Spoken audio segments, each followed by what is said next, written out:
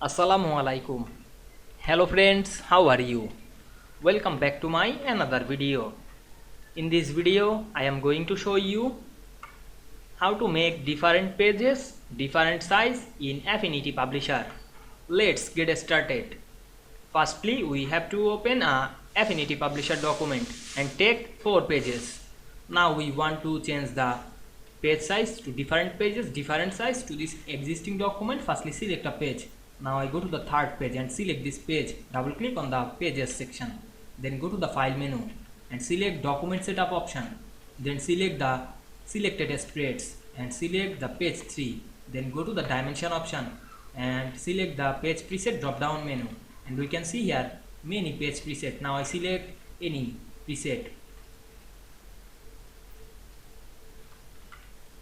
Now I select the business card, then click OK, and we can see we change the page size very easily.